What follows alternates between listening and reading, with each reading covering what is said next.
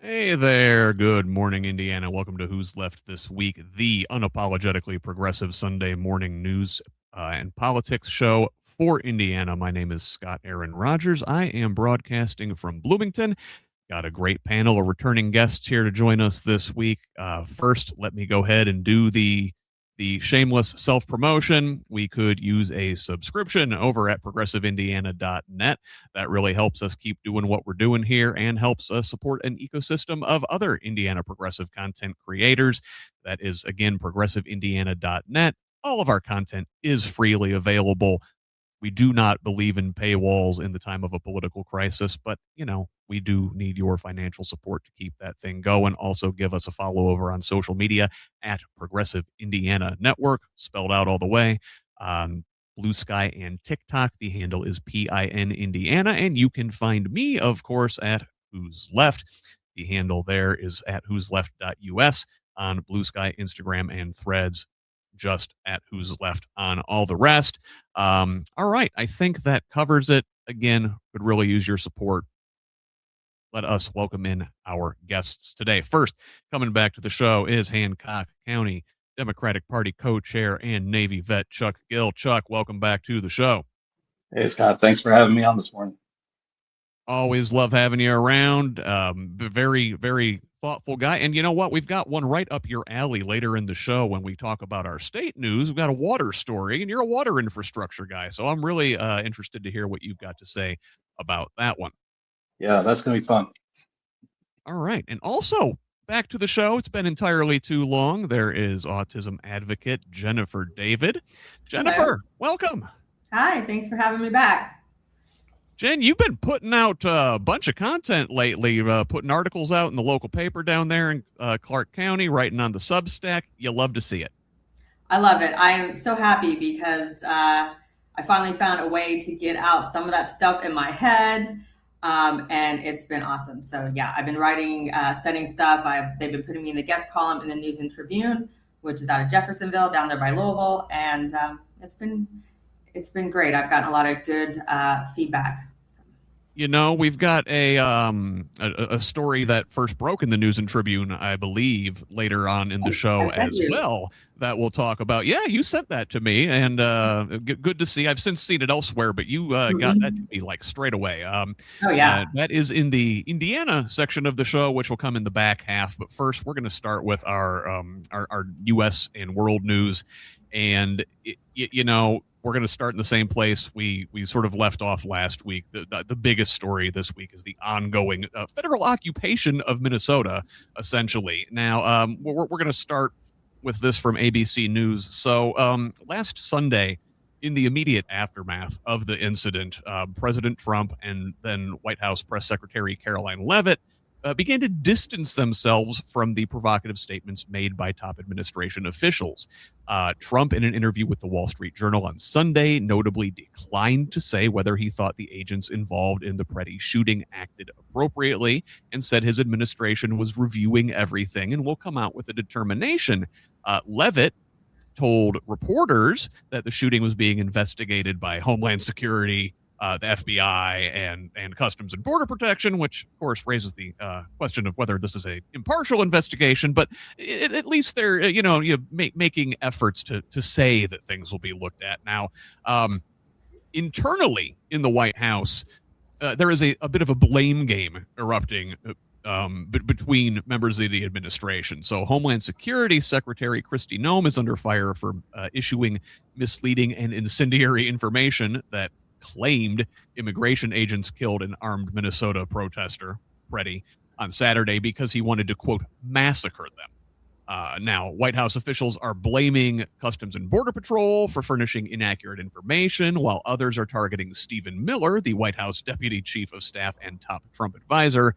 This is according to close 6 sources with knowledge of the situation who told Axios this. Noem told a person who relayed her remarks to Axios, quote, everything I've done at the direction of the president and Stephen, referring to Miller, throwing him under the bus. Now, the largest federal government's employee union, the AFGE, on Monday called for the resignations of both Noem and Miller. along with House Democratic leaders, including Minority Leader Hakeem Jeffries, with Catherine Clark, and Caucus Chairman Pete Aguiar, who similarly called for Noem to resign on Tuesday morning. Well, we didn't get Noem or Miller's head, but we did get the reassignment of Border Patrol Chief Greg Bovino. Fun story, by the way. But Bovino, the root word of bovine, cow. Well, Bovino is the sacrificial lamb in this case, as Trump is taking him out of Minnesota and replacing him with border czar Tom Homan, saying Homan will report directly to the president. This comes after Trump spoke with Minnesota Governor Tim Walz on Monday, saying Walz was happy with the news of the personnel change, while Minnesota Republican House Speaker Lisa DeMuth welcomed Homan's arrival as an opportunity for a, quote, reset. Now, Chuck, what do you think? Is this an opportunity for a reset? Is getting Bovino out enough? You're literally changing out one bull in a china shop to another. I mean, it on the surface it plays to the political noise that's happening, but it's not a positive change in my opinion. In fact, in some ways, I almost think it can go somewhat worse with him in charge. I mean, there's this talk of a quote, drawdown, which whatever the hell that's supposed to mean. It could be 5 guys, could be 2, and holding accountable anybody. That seems like a, I don't know, contradiction in terminology. So it's not a positive. This is just trying to placate the masses that are outraged, and unfortunately, it's not going to be a good step for what this process is right now. What, Tom Homan, man of integrity, the same man who took $50,000 in a fast food bag in front of FBI agents and then had this thing swept under the rug by the Trump administration?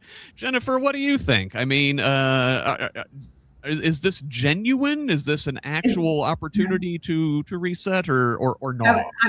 Well, I don't know. Are you hearing what you're saying? Because I don't think there's ever been anything genuine coming out of this administration at all. They're just playing triage. They are just trying to diffuse the situation.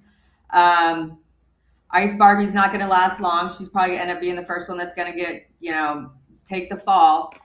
And because it's not going to change the fundamental policies of the administration, no matter how they're trying to deal with this right now. And that's really the root of what we're dealing with. And it's so ingrained in our society and everything that the administration is trying to set up across the country right now. Okay. Well, so look, I mean, there are Republicans that are also getting involved in this and calling for change. So maybe that's a development now. Last Sunday, you saw over 60 Minnesota CEOs call for de-escalation in a admittedly very tepid and non-controversial letter. Still, this is the CEO class, a very Republican-leaning group. Furthermore, a Minnesota gubernatorial candidate dropped out of the race, citing the party's handling of immigration enforcement. This is Republican Chris Mandel announcing on Monday that he was ending his run for Minnesota governor, pointing to his party's handling of immigration enforcement in his state as his rationale. And Mandel said, quote, "I cannot support the National Republicans' stated retribution on the citizens of our state, nor can I count myself a member of a party that would do so," in a post on X. In addition to Mandel. Oh, sorry, Jennifer, go ahead. I was going to say, I mean, I think that the Republican Party is okay with that because they see those people as soft. I don't think that's going to change anything. I mean, the trajectory of what has been going on with these ICE raids and them being in these cities, it's going up, right? It just continues to go up. Now we've had 2 people killed within a short period of time. Just swapping that person out is not going to change the trajectory of what's going on. You still have ICE there on the grounds everywhere. Yeah, you're going to need a lot more breakaway than one guy. Chuck, go ahead. Absolutely. Well, and I was just want to tie on to that the systemic where they're racially profiling anyone and everyone that might potentially pose a risk. That is the fundamental problem. Until that is modified, it doesn't matter who's in what position. And I'm sorry, the gubernatorial candidate dropping out is more or less a political calculation because they're seeing the writing on the wall that nobody likes this. It is not going to be forthcoming for them to be, for their political future. But does that indicate that these people are having a change of heart? Absolutely not. I think that, until the American people force a change in direction and philosophy, which, these protests are doing they're getting it out there. I mean, people are motivated. That's what has to happen. We the people have to hold these, I can't say what I want to say, but let's just say we have to hold these folks accountable. And so listen, it goes beyond Mandel, right? Now there are Republicans at the national level calling for change as well. On Tuesday, Republican Senators Tom Tillis of North Carolina and Lisa Murkowski of Alaska called for Noem to resign.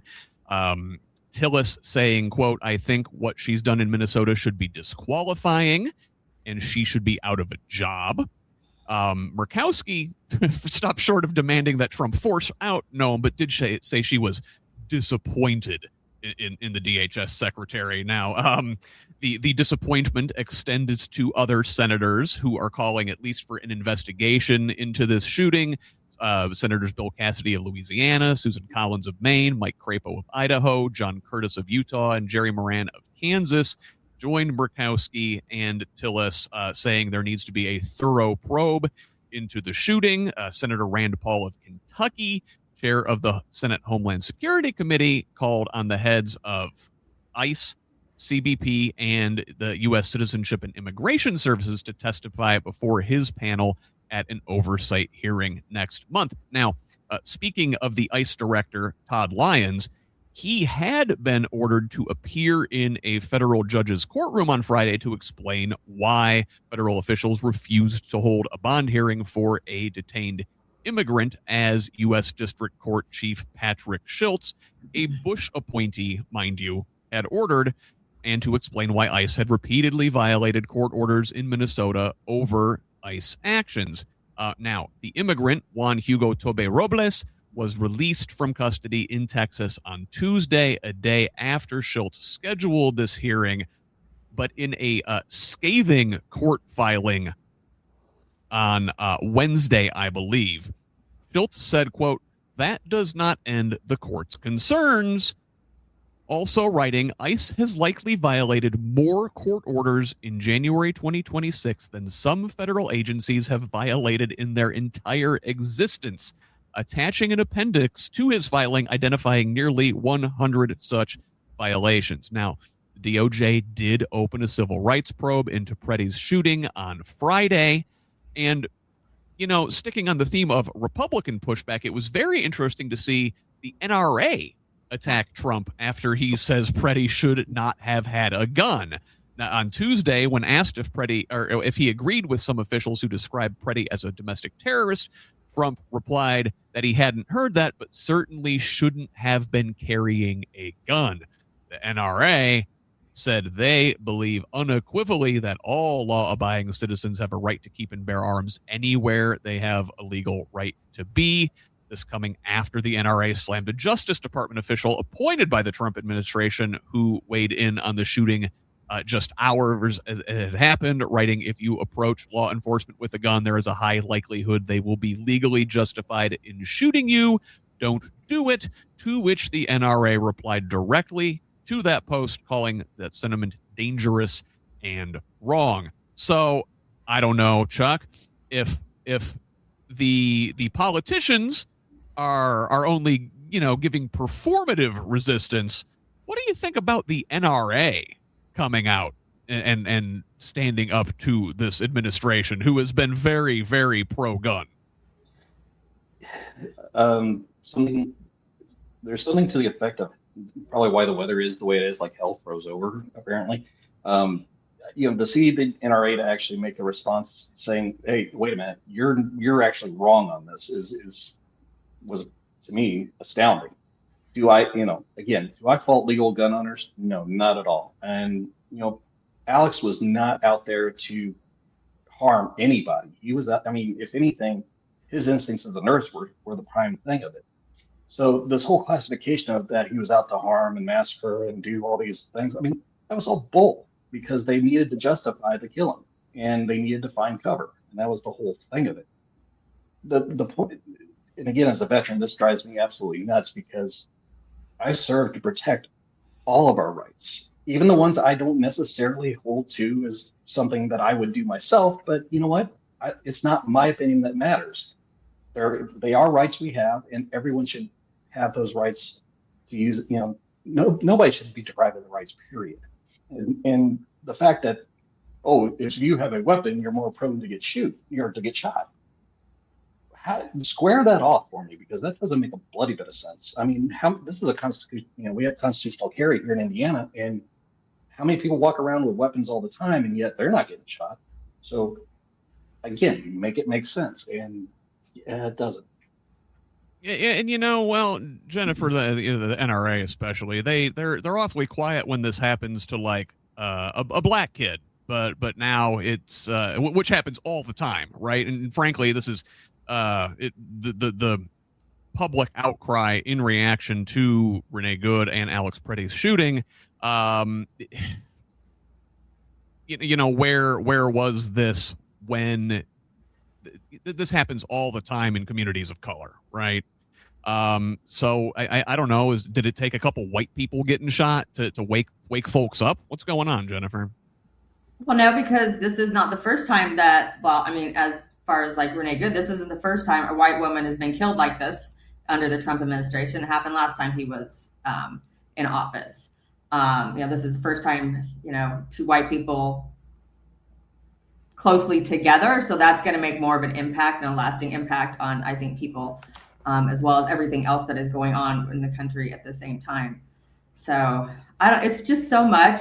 And part of this, I think, too, even like the NRA being involved and throwing things in there is by design. Just the human mind can only consume and process and deal with so much stuff all at one time. And all of these things are just, we've just got all these things spinning and spinning and spinning. And the Epstein files, everything I see, all these different things that we're talking about, that comment comes up there again and again and again. So, and they're all interconnected too, right? Because if you're you're one of Trump's people and you're in those files and, the loyalty and, all of this, it's really about the systems. I think, Gill mentioned this too, the way that the systems are in this country, the way that they're designed. And I think you both mentioned up at the top that this reshuffling, the demotion of Bovino, the promotion of Homan, the internal struggles between Noem and Miller, and it's all performance, right? And I think they really gave it away. I saw this in an article over on NBC News earlier this week, and there are a couple great quotes in here. So administration officials and allies acknowledged to NBC News that they needed a strategic shift amid a public uproar over Pretti's killing, though the White House is still very much focused on its original agenda of cracking down on immigration and fraud. A Republican lawmaker said, quote, "The visuals were not playing well. He understands TV. He saw it for himself." Now, Trump has publicly expressed frustration with the way his administration is being portrayed on a number of issues. In a True Social post on January 19th, he said there was too much media attention on ICE in Minnesota. The following day, during a rare appearance at the White House press briefing, Trump also mused that maybe I have bad public relations people. I think we're doing a much better job than we're able to promote. We're not promoting. And it's one of the reasons he gave for being at that news conference. And again, NewsNation also had an article saying that Trump will stay aggressive on immigration, saying the president remains happy with immigration and customs enforcement, and that he likes the, quote, tough guy storyline. Despite messaging from the president about de-escalating, one source told NewsNation that federal officers have been given absolute power by Trump and that he would not direct agents to tone down their aggressive tactics, adding they are emboldened from the top down. And his conciliatory language didn't last long, because by Friday, Trump was calling Alex Pretti a, quote, agitator and perhaps insurrectionist, marking an increase in the intensity of his rhetoric toward the ICU nurse. After, again, saying earlier in the week that he wanted to de-escalate a little bit in Minnesota. In a post, again, on his broke-down website, Truth Social, Trump said that Pretti's stock has gone way down after a video surfaced showing the 37-year-old in an altercation with federal immigration agents 11 days prior to the incident in which he was killed, in which he can be seen yelling at the officers and kicking out the rear taillight on one of their vehicles. So, Jennifer, that didn't last long, did it? No. So, I was thinking earlier as you were going through that, it's like the Hunger Games. I mean, everything really is for the media. And like, you know, this is going to be for a minute. Oh, wait, they want to see this. Oh, they want to see that. I mean, it's really just even in what you are talking about and how you're telling this information is, you know, he'll understand this if he can see himself, and he sees himself through the media and all of those people that are mirroring him back to him. So it's just a big TV show for these people, isn't it, Chuck? Sadly, in Jennifer hit it on the Hunger Games reference, and it to me is kind of like in his warped, deranged mind, I think that this is some kind of reality show he thinks he's running, that he's playing the big, strong, ooh, I'm doing all this, that, and the other thing. And the fact that he sits there and says that Alex was an insurrectionist or paid agitator. The paid agitator thing is like his label for, I don't know, bloody everything. But the fact that he's calling someone an insurrectionist, I find that, oh my God, ironic. You couldn't paint a bigger ironic picture if you tried. The fact that Alex was interacting with ICE people 11 days prior should have no bearing on that event that occurred. That was a complete failure in process and procedure. It didn't follow what should have been done. There is no excuse for that murder, and that's exactly what it was. It was flat out murder. Period. Sorry, Jennifer, you started. I know. Something about movies. What is the movie? Everything that's going on is just so real, and I associate things a lot. But it's just like everything's turning. It's like reality is turning, like with Don Lennon getting arrested and those other media people, at the church, and just they're using so much against us, all of the things that Democrats and the average person and progressives, all the gains in the last so many years, they're not just peeling them back, they're flipping them on us. And it's, they got full-time people working on propaganda there. And, it really is so much of these kind of things. If we can step back even more from where we are often talking and functioning and dealing with all of this. They're still at it, right? It's all a performance. The rhetoric, the softening rhetoric lasted a day or two. Here we are. We have Trump calling people an agitator. We've got his supporters going out attacking sitting congresswomen. It was on Tuesday, when 55-year-old Anthony Kazmirchek was observed by officers, Capitol Police officers, protection for Representative Ilhan Omar. This guy used a syringe to spray an unknown liquid on the congresswoman. Now, he was arrested and booked into the county jail there in Minneapolis on suspicion of third-degree assault. Fortunately, preliminary reports indicate the liquid was non-toxic, but, this is stochastic terrorism. This is Trump riling up his crowd. When asked Wednesday, Omar said the man who attacked her was specifically upset that Trump's order to deport Somalis was not yielding enough deportation of Somalis, so he wanted to come and get the person he thought who was protecting the Somalis. Right? Do you have her response? Do you remember what she said about it? It was just something like, kind of like he's just taking the wrong weapon to a war. Like she's been through war. Like whatever he was doing did not faze her at all. And having lived in Minnesota and worked with Somalis, yeah, I definitely can get that. They've definitely been through a lot. And she was ready to throw hands too. Like she did not back down. She kept going. Yeah. Total badass move. You know what's not badass though? Kidnapping children. They're still doing this there. Again, so much for toning things down. You remember we all saw the picture of little Liam Ramos, the kid in the bunny hat, who along with his father were kidnapped and sent to Texas. Well, this week Liam's mother, from hiding, spoke to Minneapolis Public Radio about what she witnessed that day. She also discussed her phone conversation with her son and her husband and the pain she has experienced. Now, mind you, Liam's mom, Erica Ramos, is 3 months pregnant and in hiding. And, she has had to go to the hospital emergency room because she's having a difficulty with her pregnancy, which is to be expected when you're under such tremendous stress. Meanwhile, Liam and his father are currently still being held by federal authorities in the South Texas Family Residential Center, about an hour southwest of San Antonio. Adrian Conejo Orias, the father, tells her that Liam has been sick. He's had stomach pain, fever, and he won't eat the food because it's of low quality. And meanwhile, 2 more kids from that child's school have been taken into ICE custody on Thursday. This is a Columbia Heights school. The officials there said the detention happened after agents apprehended the children's mother during her court appointment earlier that day. So she was doing things the right way.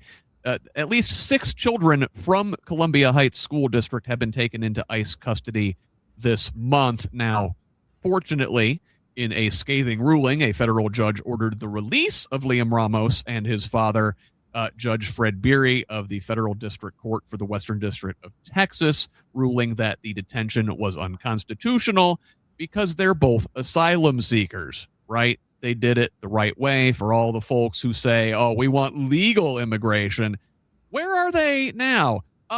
And by the way, in addition to the kidnapping children and the using the insurrectionist talk and their supporters attacking sitting congresswomen, we also sort of kind of invaded Ecuadorian territory when an ICE agent on Tuesday attempted to forcibly enter the Ecuadorian consulate in Minneapolis. Now, federal agents under international law are generally not allowed to enter an embassy or consulate without the express permission of the consul or ambassador. Chuck, I don't know. Like we said, it's all a big performance. It's all a game to these people. They might shuffle some chairs on the deck, but it certainly looks like the extremism is continuing. Oh, absolutely. And again, I find it would be comical if it wasn't so damn dangerous. That's the biggest problem with it. Even attempting to enter another country's consulate. That's on such a monumental scale, bad idea, because that can spark off international tensions, even worse than what they already are. Trump is doing a fantastic job of screwing up the rest of the world with our alliances and everything else. But you do something like that, it really can set a negative thing. And then to top it all off, he's sending ICE agents to the freaking Olympics. Oh, yeah, that's awful. Where did that become an idea? I'm sorry. Why? Yes. What border are we patrolling at the Olympics? Make this make sense to me, because I'm sorry, my brain is not processing this one at all. And I have been in a lot of different areas of the world. Immigration is so much different in a lot of other places. We just have such a backwards approach to this. It's freaking ridiculous. Sorry. Are they being used to do a different job there at the Olympics? Like, that's why they're supposedly there. Are they filling a different role? No, they're there to actually operate the twos, see who they can track down. At least to my understanding. Let me double check. Well, that's the $1 million question. Like, who the heck are they trying to tackle at the Olympics? This is in another country. Like, how are they? Right, it's in another country. Immigration law are they enforcing in Italy? That is not their job. And I will tell you. Oh, I'm sorry, Jennifer. No, you go ahead. Go ahead. I was just going to say, there's this thing we have with a lot of other countries. It's called status of forces agreement, which tells you exactly what you can or cannot do in law enforcement. Like, so you can only enforce so many things in a foreign country, but you have to obey their laws first and then ours after that. So, and we would apply the same standard if people were coming here. Like, what happens if pick one, let's say the French Foreign Legion. Yes. Okay, perfect. They come over and say, hey, we're conducting immigration operations in your country. Could you even imagine the flip out from the conservative, law and order folks that are preaching this? I mean, it just does not. It doesn't track. Sorry, Jennifer, go ahead. No, Trump just pushes the envelope as far as he can. He just will try anything and see what happens. And he's positioning himself there, just the same as he's positioning himself here, in these states, and now trying to do it in every county. And Indiana's got a bill on the table that will help make that happen. So, yep. It's just, he's just going around there being the bully. And even like, we don't know what to do here. These countries, they don't know what the hell to do either. I mean, with all the different things he's throwing at them in retaliation. I will tell you that Italy is not. Go ahead, Italy is not timid in their responses. So trust me, you take off the Italian authorities, they will let you know in no uncertain terms. They don't play around. Not that I know. Again, this is an ally. This is a place we already have troops. We have they have a far right-wing government of their own, and we're still pissing them off. What does that tell you? So, you know who else is pissed off, though? The people of this country. Now, we've seen polling this week where Trump's approval among independent voters has hit a new low. This is an Economist YouGov survey, and this is conducted last weekend. So these numbers may have even gone down since then, showing Trump's net job approval among independents at minus 40 points, with 27% approving and 67% disapproving. Even a Fox News poll, which these are typically skewed toward Republicans, in this one, voters say the economy is in bad shape and that Trump's policies haven't helped, that he isn't spending enough time on the economy, and that things are unlikely to get better this year. That poll finds a 54% majority thinks the country is worse off today than it was a year ago, compared to 31% who say it's better off. Now, that 23 percentage point deficit comes from most Democrats and independents saying the U.S. is worse off, and a smaller majority of Republicans saying the country is better off. I really want to know who these people are. And then this week, this culminated in another massive day of protest on Friday. Thousands of anti-ICE protests took place across the U.S. in a massive day of action. Protesters in Philadelphia, New York, Columbus, Boise gathered at city halls, courthouses, state houses, and legislative buildings in Minnesota, where tens of thousands of people turned out for economic actions and a rally last Friday to protest ISIS surge in the city. They did it again this week, with some businesses closing for the day and others staying open under different models, either donating revenue or providing free coffee and a place for people in the community to rest safely. Good to see. I think the people are getting it, guys. The people are getting it, right?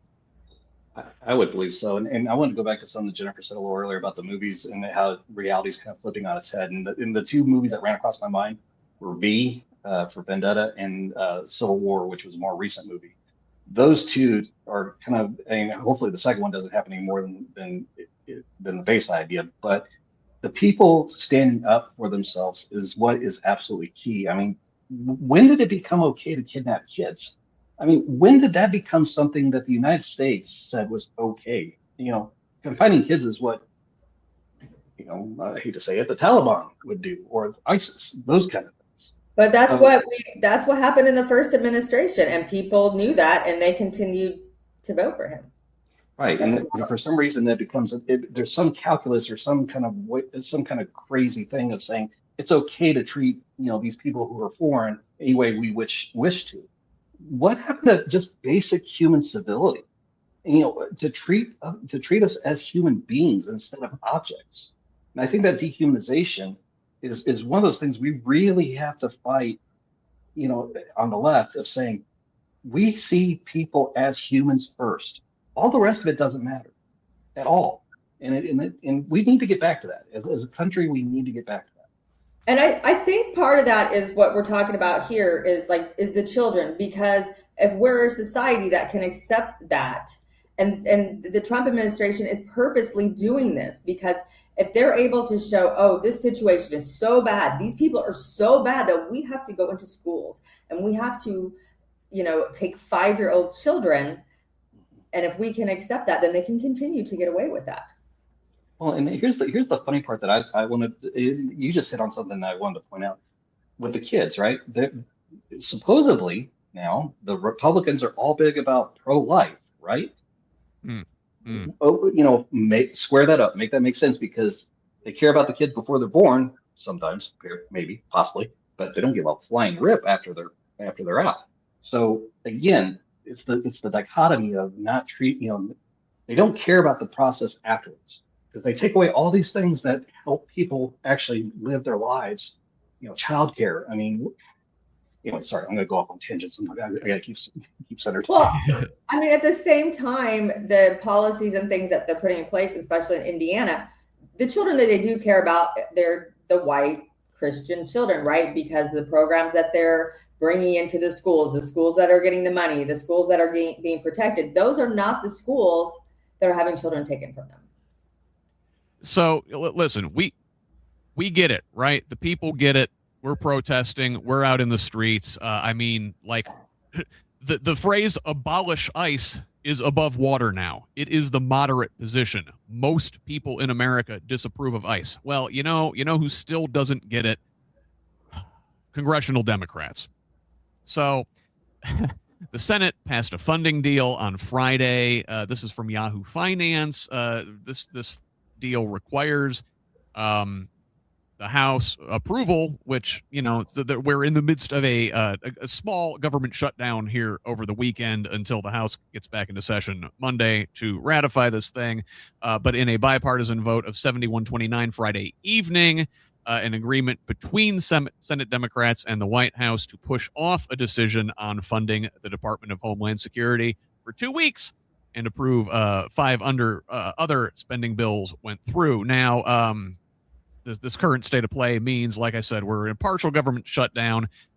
Some of these departments are currently out of service. Again, it's the weekend. They probably weren't doing a whole lot anyway. But funding for the Pentagon and State Department, as well as Health and Human Services and Education, are approved if this quintet of other bills goes through. Now, Truthout had a good analysis of this. Democrats were hoping they could force negotiations on 3 pretty timid demands: ending roving patrols by immigration agents and tightening rules requiring the use of warrants, creating a universal code of conduct for federal agents when it comes to the use of force, and forbidding agents from wearing masks, requiring them to display their identification more clearly, and making body cameras an essential feature of their work. Now, mere hours after they blocked the spending package on Wednesday, Democrats rolled over and kicked the can down the road for 2 weeks, allowing Democrats and Republicans time to negotiate over those issues and hopefully more. This deal represents a major concession from Democrats. By allowing spending for most of the government to be approved, they give up a large bargaining chip to ensure their demands, however milquetoast, are taken seriously. Now, critics have blasted Democrats' list of demands, which we listed, as weak and ineffectual to begin with, pointing out that they don't even include a call for federal immigration agents to leave Minneapolis, and notably, ICE is already ignoring dozens of judicial orders, and any reforms included in a new funding bill may simply be disregarded. I mean, Chuck, there was the shutdown in the fall over health care. Democrats had leverage. They pissed it away. Here, Senate Democrats have leverage to defund ICE, they piss it away. They give up their leverage. What you get to the point where you feel like they're not really on our side, that they're just complicit, and they give token resistance for optics. Unfortunately, the politics plays harder than the needs of the people. And that's why I've said for a long time that we need to institute across the board term limits and have some massive reform in how we have people in these positions. Because if you listen to the majority of the groundswell, the grassroots Democrats right now, they are not in line with what's in Washington right now and what's occurring, because they are not looking. They're like, why would you give up that advantage to actually make a meaningful impact and make millions of people's lives better by revoking this crap? I mean, sorry, again, trying not to go off on tangents. Sometimes with Democrats, they think it's kind of like,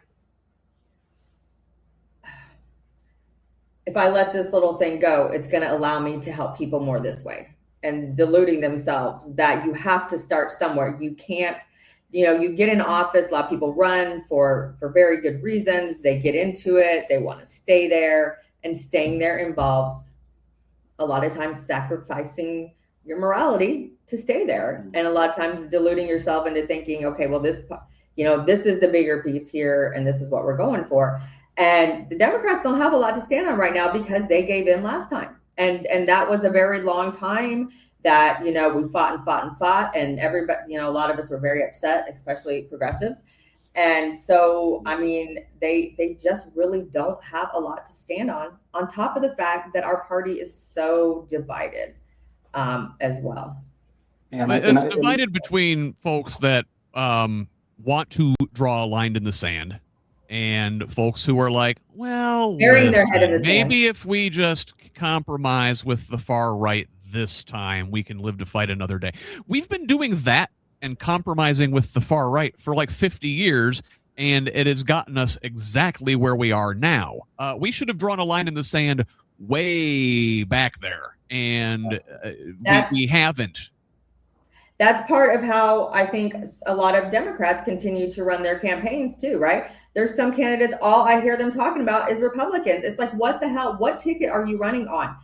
Republicans are not going to come and vote for us. You need to be spending your time getting more people, more Democrats out to vote for you. You rile up the base, and you get people that have been disillusioned with the process involved. That is your voter base. We're going to end on that later in the show. There was a really good study on this in Indiana this week. But I mean, Chuck, that's it, right? We're not. People are not excited by squishy. No, not anymore. There is, and I've seen this in our local candidates. We want to, we have candidates running that are basing on actual human needs and in taking, the stances where it needs to be made, not compromising where it doesn't need to be made. And now, full disclosure, compromise in a certain way does make some sense if you're dealing with rational, logical situations. However, the situation we're dealing with now is not in that framework by any stretch of the imagination. So we as Democrats, as progressives, as the left generally, and I'm not saying go full militant, but I'm saying we need to take a tough stand, have a spine, and stand up for what we damn well believe in and not give into it.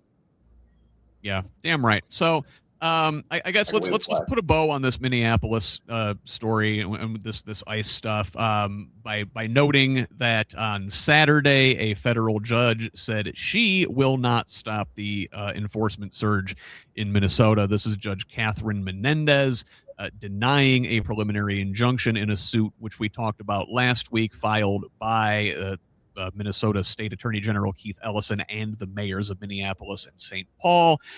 In ruling on the this injunction, she zeroed in on the Constitution's 10th Amendment, which limits the federal government's power to infringe on the sovereignty of states, but does generally defer to federal supremacy. So the 10th Amendment under attack. Let's move on to the another way state sovereignty is under attack here. You've got the feds coming in to Georgia this week and raiding Fulton County elections offices. Now, this is dangerous stuff. From ProPublica, quote, when the FBI executed a warrant on Wednesday to seize records from the 2020 presidential vote in Fulton County, Georgia, it marked both an extraordinary event in the history of American elections and a significant escalation in President Trump's breaking of democratic norms, several legal experts said. Now, we all remember Trump has long claimed without evidence that the 2020 election was stolen from him and blamed Georgia in particular for his loss to Joe Biden. And though I should note, if he had lost Georgia, had won Georgia, he still would have lost that race. Now, after the election, he famously made a call pressuring the Secretary of State there, Brad Raffensperger, to find him enough votes to win. About a week ago in Davos, he once again called the 2020 election rigged and promised that people will soon be prosecuted for what they did. So this warrant served on the Fulton County Election Center sought ballots, tabulator tapes, digital data, and voter rolls, which it alleged might constitute evidence of the commission of a criminal offense. Mo Ivory, a Democratic Fulton County commissioner, arrived on the scene shortly after the FBI agents did and said that once an error on the warrant was corrected, they backed up lines of trucks to the election warehouse and spent hours carting away boxes of ballots and other materials. The search began in the morning and was still going on well past nightfall. Now, other local officials there, Fulton County Board of Commissioners Chair Rob Pitts and County Board of Registration and Elections Chair Cherry Allen spoke outside of the election center Wednesday night, detailing what they knew about the seizure. This is from Fox 5 in Atlanta. Both Pitts said they do not know where the FBI is taking the boxes or what they will do with them. Quote, we can no longer, and I no longer, as the chair of this board, satisfy not only the citizens of Atlanta, but the citizens of the world that those ballots are still secure, Pitts said.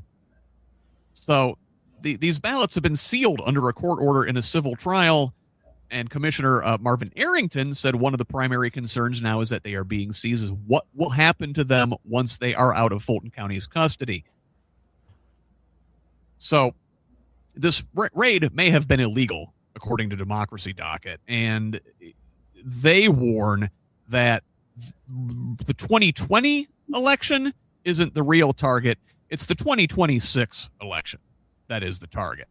And the Center for Election Innovation and Research Executive Director David Becker said in a press call that ongoing through 2026 and perhaps 2028 election cycles, the administration is going to use some of its actions to fuel false claims of fraud, to spread disinformation, to encourage distrust of our election system, particularly when elections yield results that the president doesn't like. And particularly concerning in this raid, as if the entire thing wasn't concerning enough, is that Director of National Intelligence Tulsi Gabbard was there. This is from ABC. She was seen on Wednesday at the county election hubs and operations center as the FBI conducted the search warrant.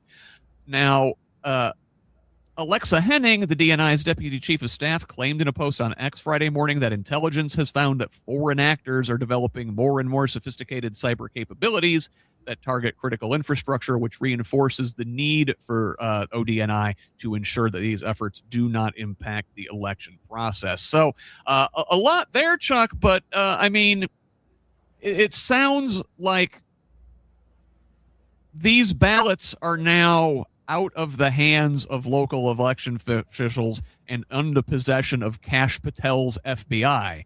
Can we trust any findings that they come up with? I'm sorry, I can't keep a straight face in answering that question legitimately. I mean, the FBI has, in my mind, just no credibility at this point. I mean, you have the federal government coming into a state, stealing their election, all their election records. And again, how have we gotten to this point? I mean, allowing that to happen is absolutely insane just on the surface of it. And the think the FBI is going to come up with some kind of reliable investigation? No.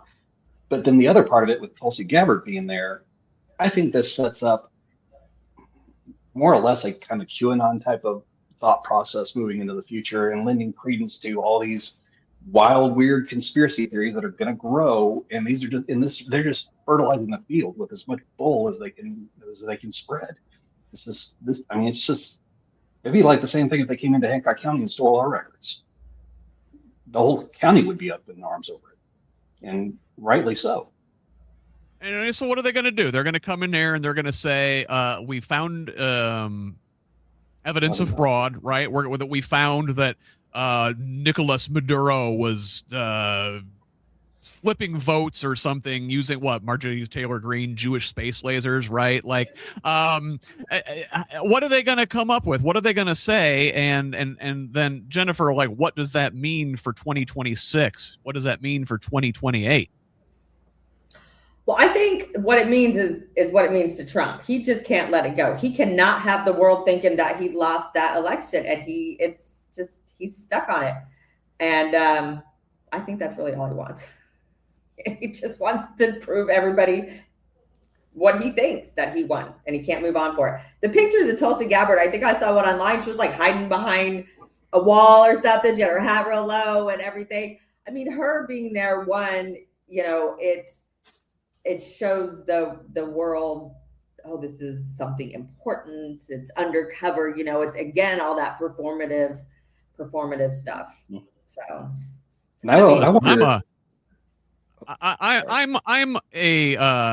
consider myself on the left flank of the Democratic Party, and I know some people out here, maybe even further to the left of me, who really liked Tulsi Gabbard at one point. They thought that she was a real stand-up progressive person, and it turns out she was a grifter the whole time who just wanted to be close to power. God help us if she's involved in any of this election business going forward. Yeah, that's definitely the vibe she gives off, especially seeing her, like, part of that picture, like, that's what I thought, what I told you, but also part of it to me was like her kind of being like, oh my God, am I really here doing this? Have I literally sunk this low to be here? Because, some of that stuff that these people are doing, they're doing because, they want to continue to kiss the ring and stay where they're at, whether or not they agree with it or not, they're sure as hell going to do it. Well, Jennifer, just like that gubernatorial candidate in Minnesota, like at any time, at any point, you can stand up and say, you know what, I'm out. Well, you know what? She's not gotten there yet. I actually wrote a piece that I haven't released yet, but it's about how people, you either have to like wake up or just, break from reality, just continue to be broken from reality. And it's like Marjorie Taylor Greene, she reached her limit to where, you can't unsee what you see when all those pieces fall together. Though I encourage folks not to fall for her performative bullcrap either. She's still. Oh, well, she's got a plan. She definitely has a plan. Oh yeah, she does. Well, I mean, like Martha Stewart, she wasn't saying anything about ICE, and now it's all over the news. Like, oh, she finally had to say something because her granddaughter, called her out on it. I mean, I guess I welcome these statements when they come, but you have to take the entire body of work, right? Chuck, I'll give you the last words on this Georgia election story. The only thing that it was kind of resonating through my mind is, kind of thinking through what's going on geopolitically. And if Tulsi Gabbard was there, and again, Jennifer, I love your analysis of her facial movements, like oh my God, I'm here. I love that. But what worries me in a certain respect is if they're trying to tie some kind of foreign influence campaign, do they tie that back to Iran, where they're trying to focus some of their energy where we're putting more of our assets in position to possibly do whatever. It does give me some pause in that kind of context.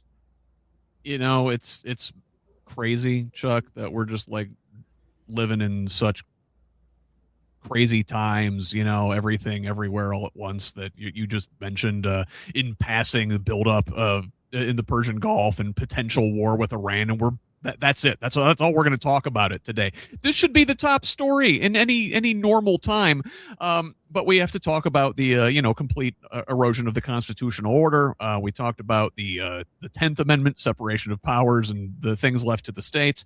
Well, the First Amendment is under attack as well, and freedom of the press. So this from the Minneapolis Star-Tribune. Journalists Georgia Fort and Don Lemon were among 4 arrested over a protest during a St. Paul church service. Independent journalists Fort and Lemon were arrested by federal agents in connection with their role in documenting an anti-ICE demonstration in a St. Paul church during a service on January 18th. Now, Fort's attorney told the Star-Tribune that she was arrested about 6 a.m. on January 30th at her Twin Cities home and taken to the Whipple Federal Building, site of much of the judicial activity in connection with the federal immigration crackdown in Minnesota. Lemon, a former CNN anchor, was also in City's church during the protest and covering it as a journalist. He was arrested late on the January 29th, that's Thursday, in Los Angeles while covering the Grammys. Attorney General Pam Bondi wrote on X that the arrests of the journalists were done at her direction. Bondi said she also ordered the arrests of politician and Black Lives Matter Minnesota co-founder Traherne Cruz and DFL activist and former state House staffer Jamel Lundy, the intergovernmental affairs manager for the Hennepin County Attorney's Office. Now, also charged with participating in the protest are Minneapolis civil rights activist, a St. Paul school board member, and some other folks. The Trump administration sought to charge 8 people in total over this episode, citing a law that protects people seeking to participate in a service in a house of worship. But a magistrate judge who reviewed the evidence approved charges against some of these folks, but rejected the evidence against the others as insufficient, namely because they were doing journalism. So after his arrest, Don Lemon spoke out, telling Newsweek, telling a press conference, which I'm reporting Newsweek's coverage of, quote, a federal magistrate judge in Minnesota previously denied arrest warrants for Lemon and others, but a federal grand jury later indicted individuals, including Lemon and Georgia Fort, alleging conspiracy to deprive congregants of their rights. Lemon said, quote, I have spent my entire career covering the news. I will not stop now. There is no more important time than right now, this very moment, for a free and independent media that shines a light on the truth and holds those in power accountable. Now, FIRE, the Foundation for Individual Rights and Freedom, says that Section 241, which is the statute under which these folks were charged, it criminalizes conspiring to injure, oppress, threaten, or intimidate any person in the free exercise or enjoyment of any right or privilege secured to him by the Constitution or laws of the United States. It's unclear whether the government has ever invoked this section to protect First Amendment religious exercise. Supreme Court precedent suggests that when the government moves to protect First Amendment rights under similar civil rights statutes, the prosecution must prove that state actors were involved. If so, the government faces a steep uphill battle proving the Section 241 charge. Now, Judge Schiltz, the same guy who issued the scathing rebuke of ICE before in this section, in denying prosecutors' request to indict Lemon, wrote, quote, the government lumps all 8 protesters together and says things that are true of some of them, but not all of them.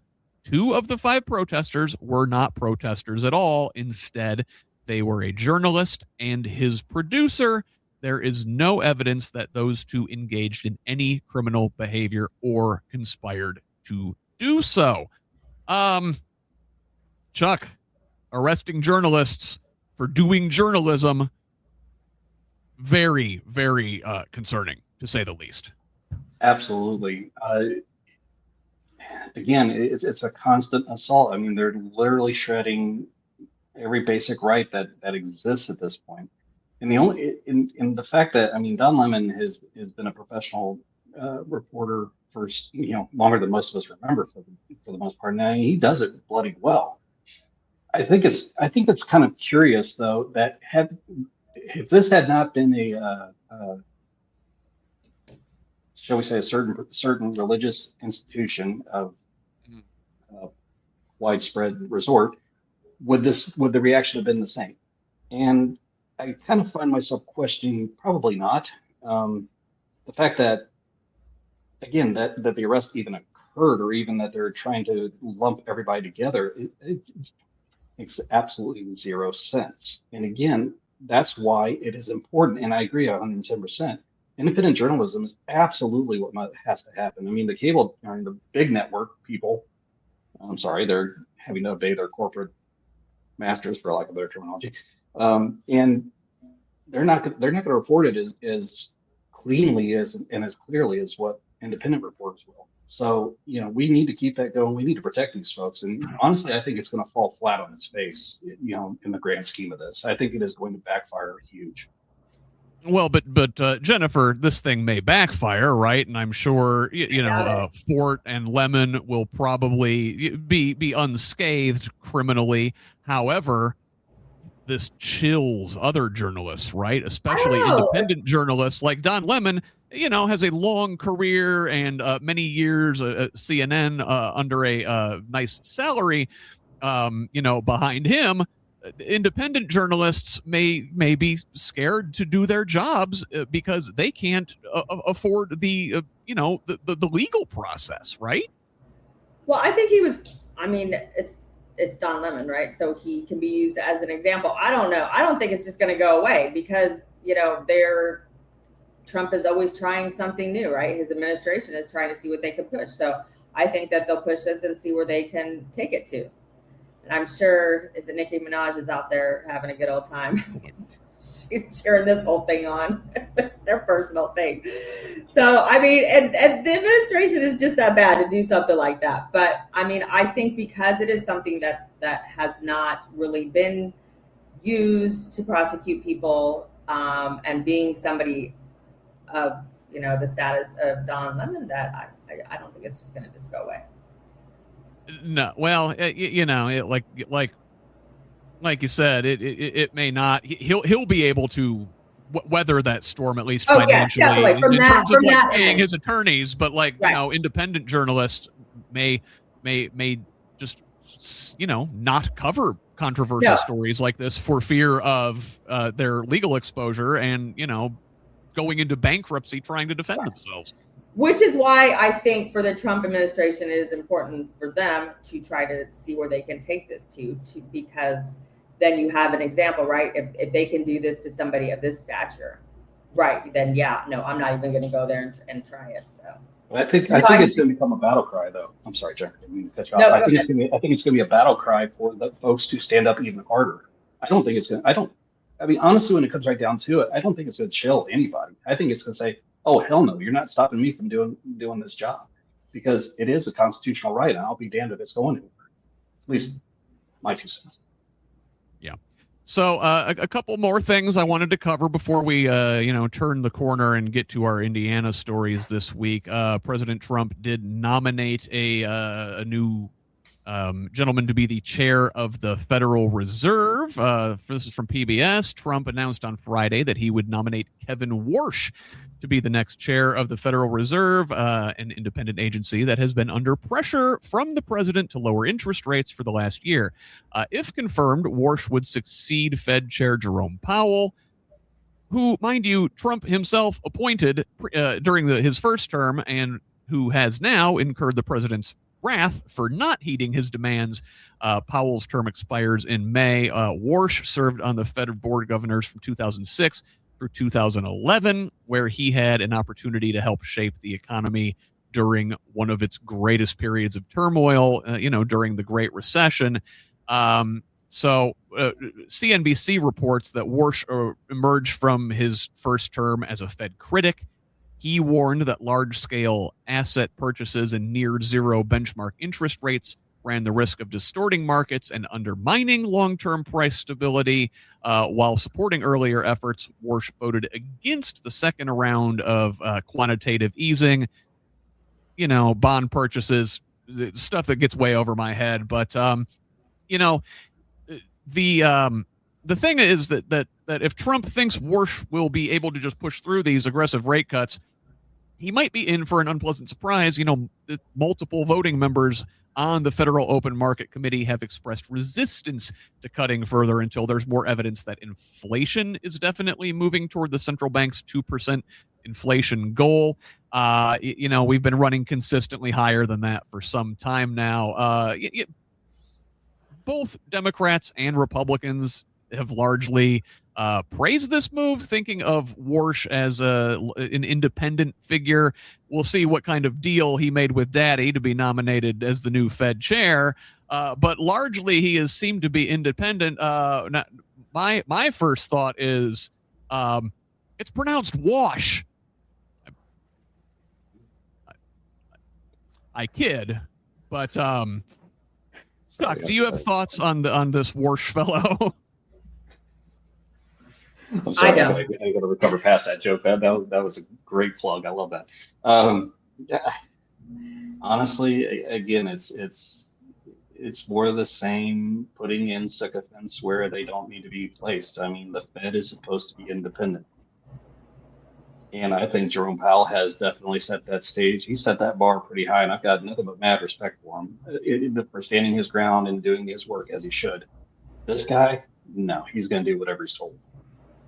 Well, let's hope so. It seems like he has been critical of especially low interest rates. I don't know. Jennifer, is this up your alley at all? How do you feel about this? Not a lot, except I get lost on these things. Trump is not going to just stick anyone in there. So he's already had hard enough time with this and trying to get rate cuts. So I'm sure he'll just be another lapdog.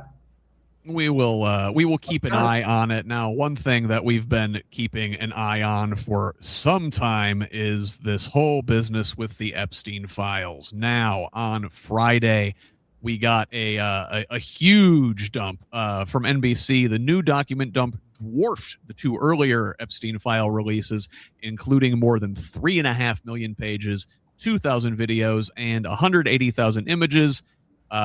According to Deputy Attorney General Todd Blanche, who said so in a press conference, also saying that constituted about half of the more than 6 million Epstein-related documents the DOJ collected. Now, so does that mean that half are still outstanding? Because the DOJ has missed a December deadline to turn over all of the unclassified documents, with certain exceptions, required by the Epstein Files Transparency Act, which was signed into law November 19th and gave Attorney General Pam Bondi 30 days to release all of the department's Epstein files. So here we are now, some 60-plus days past that, when we've got about half. The law also required the agency to explain any redactions to Congress, but some of the newly released documents were heavily redacted, including 81 pages of an 82-page document that refers to Epstein's psychological review. One 7-page document was completely redacted and later appeared to have been removed from the DOJ website entirely. So, some of the big takeaways from this thing, according to CNN, Trump's name shows up a ton in the latest batch of files, which includes material ranging from investigative documents to emails to news clips. A few of the mentions stand out. So first, there is this email chain. I think this is the one that most people are focusing on online. This email chain from August 2025, in which an apparent FBI employee displays a list of apparently unsubstantiated tips involving Trump and Epstein. Many of them are quite salacious, very difficult to read if you've read any of them. Also referenced were a Southern District of Florida draft indictment from the 2000s that would have charged Epstein alongside what appeared to be 3 others who are described as having been employed by Epstein. The individuals' names are redacted, but are described as facilitating appointments between Epstein and girls. This tranche of documents also includes references to figures such as Commerce Secretary Howard Lutnick, Trump sycophant and tech mogul Elon Musk, Also includes more references to Bill Clinton, and former Trump advisor Steve Bannon is mentioned in these files as well. Jennifer, have you seen any of these accusations? Apparently, these were things called into the FBI tip line, and were in various states of being followed up on. Some could not be followed up on. All of these things are said to be unsubstantiated, but like, man, if there's even a kernel of truth to any of those allegations in that list, it is disgusting. Well, speaking of disgusting, I have to apologize. I didn't really dive into that because automatically when these came off, what I was just taken back by right off the bat was those pictures of used to be Prince Andrew. There's 3 pictures of him with women. I mean, trying to make it past that is pretty disturbing. And just kind of there was so much that came out yesterday, right? So talk about Bill Gates and Elon Musk came up as well as some people closer to home that I'll let you talk about whenever you're ready with that. So I unfortunately don't have a lot of context with specifically what you're talking about there. So let's give it to Gill. Well, you know what? Listen, I don't blame you. These, and again, I have to state that these are things that were called into the FBI tip line. Anybody can call anything into the FBI tip line. But man, there is a whole lot of smoke, and even so much as an ember of truth in this, Chuck, should put people in prison at the very least for a long time. It should definitely invite a greater degree of scrutiny for sure. The disturbing some of the things I've seen, just, you know, of course I couldn't digest all of it because just, yeah, you almost want to vomit when you get halfway through even a part of it.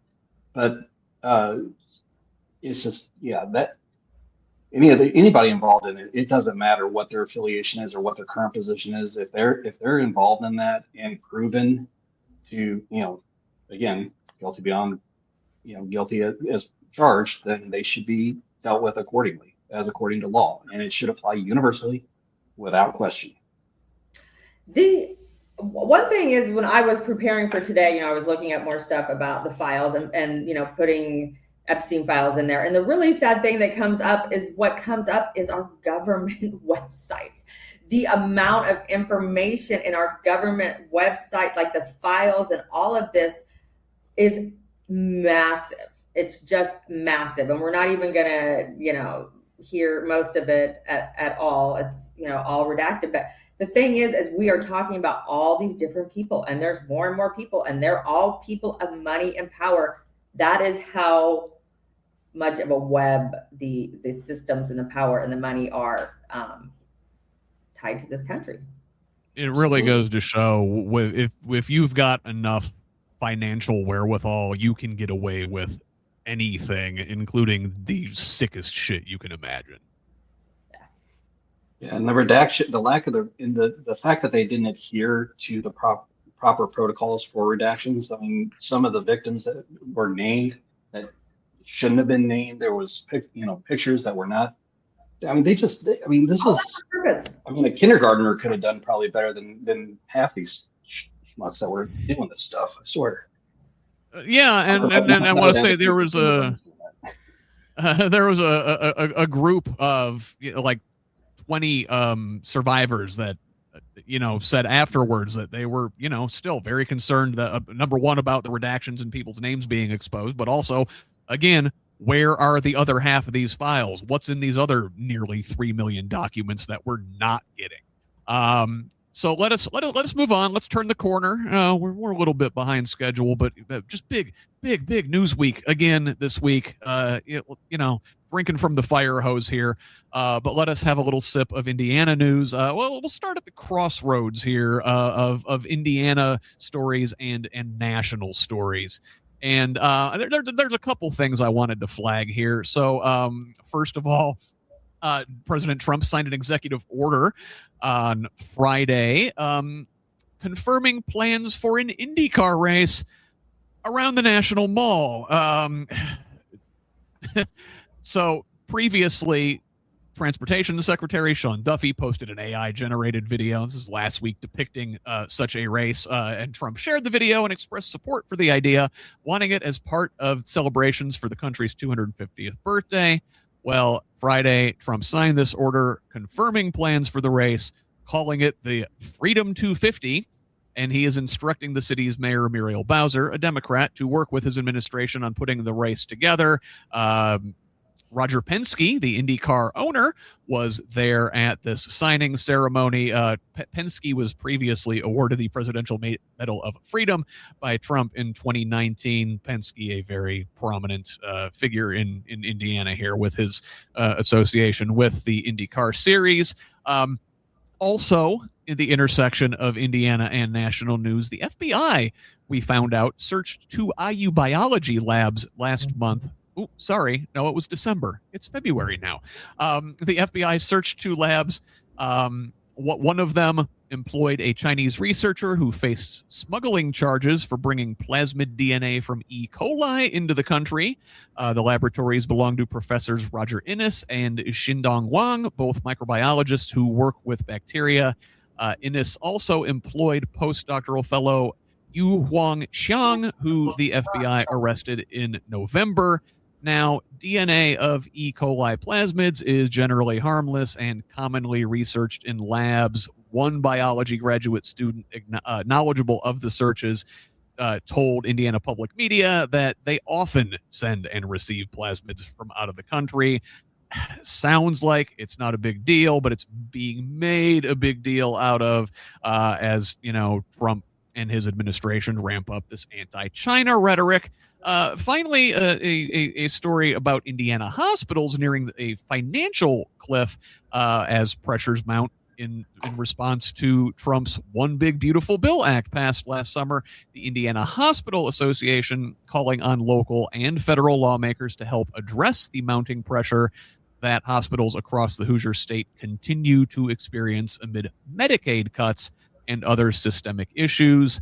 According to an analysis that was completed by Kaufman Hall, a company that specializes in providing healthcare management consulting and insights, Indiana hospitals continue to face obstacles such as reduction in Medicaid reimbursement rates, operating on razor-thin margins, and navigating the growing costs of medical services and products outpacing projected revenues. The Indiana Hospital Association, again, which I should note it's a lobbying organization. That's what they do. They lobby on behalf of the hospital business.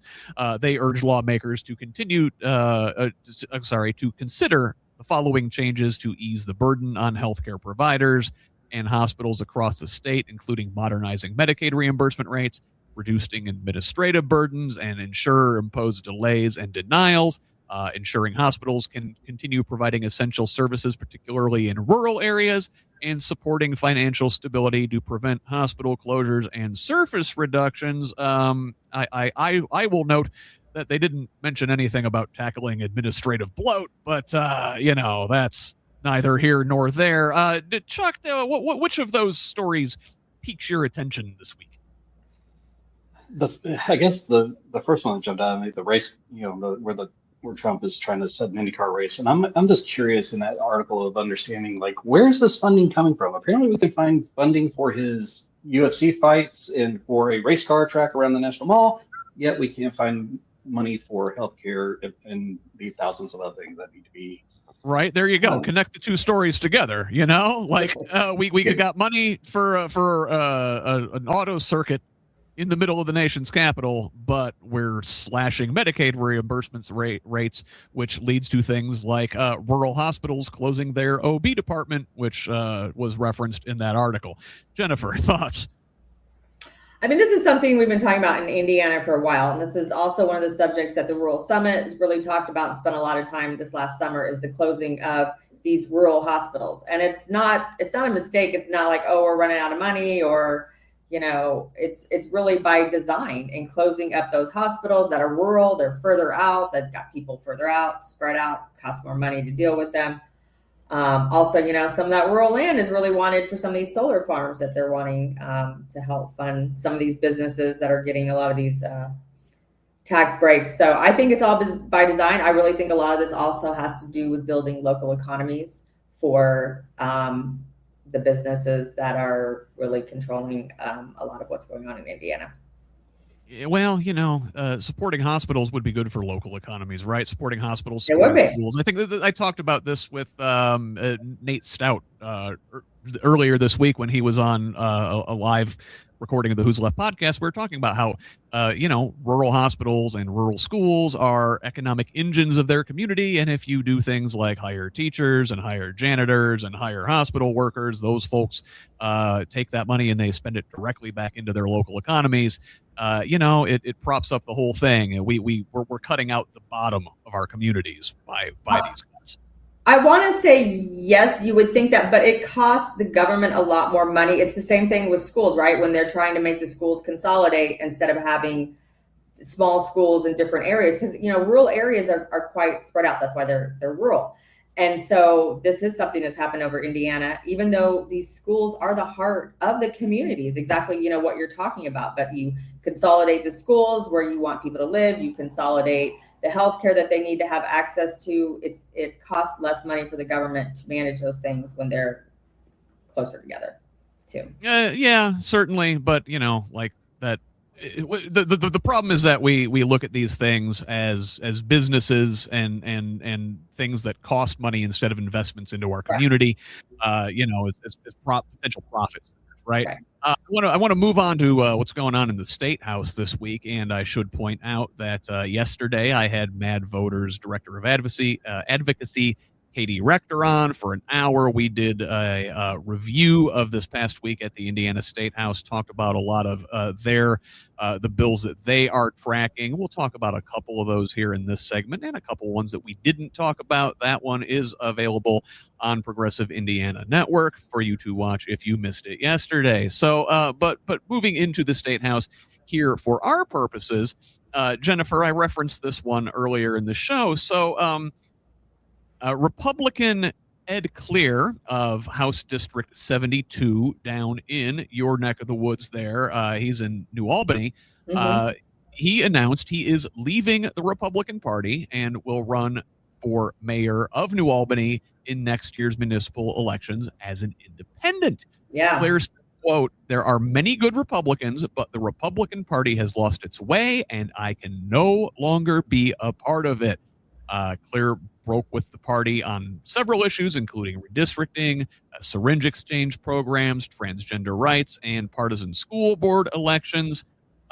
He said that there's been a fault line in the Republican Party, particularly in his community, after the investigation and conviction of former Sheriff Jamie Knoll there. Remember, he is the former Clark County Sheriff and former chair of the 9th District Republican Party who was sentenced to prison in a public corruption and theft case.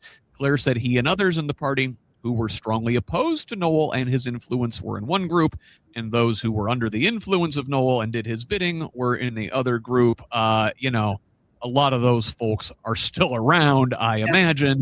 Yeah. And I want to get your thoughts on this one, because this is. Well, I didn't know you're going to bring the whole Knoll thing in, so that just complicates everything. But incidentally, I just wrote something for our local paper about Knoll and the sheriff race. But it's this is the thing about Southern Indiana is the Democrats and Republicans, like, it's just a crazy bunch of like, it's just not your typical people. And so the lines are blurred and they cross so much. But Ed Clare is a very beloved state legislator out there. I've yet to meet anybody who says different, except for the Republicans who have sent out this awful letter in response to him leaving them. But he is just one of those people that, he is a friend to everyone, and he really fights very hard. It's so unfortunate because he is one of the number one state legislators that fights for people with disabilities. Him and former Lieutenant Governor Suzanne Crouch, they pioneered so much over the last decade for people with disabilities, and all that's, being crawled back. And him and another legislator did submit a bill. I apologize, I cannot remember her name. And it had to do with, people with disabilities. And of course it got kind of sidelined, but it is a big deal. I think he can definitely win in New Albany as independent. But, it'll be interesting because, I have stepped away from the Democrat Party down in Southern Indiana. I mean, I'm still a Democrat. I'm not going to be running. I'm not going to be running on the Democrat ticket. for state representative, but it is what he talks about. The Knoll case is really reshaping politics in Southern Indiana still.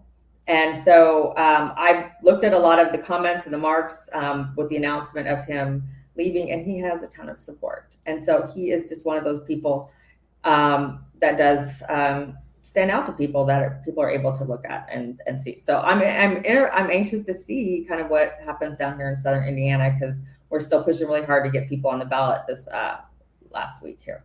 Yeah, I appreciate the independence. We need a lot of decent Republicans with whom we disagree with on many issues to do the right thing at least, and leave a party that has become completely beholden to folks like Donald Trump and like Jamie Knoll. But I don't want to completely dismiss the garbage legislation that a lot of these folks have voted for over their long careers. It doesn't completely. The good stuff doesn't completely offset all that. Speaking of garbage legislation, though, I do want to point out some of the other things that are going through the State House this week. We got links to an Axios Indy bill tracker and an Indy Star bill tracker in the show notes, which you should be subscribing to, again, over at progressiveindiana.net. But I want to focus on a couple of bills in particular, and Chuck teased this one a little bit earlier, I think, or maybe it was you, Jennifer. I don't even remember. What is time?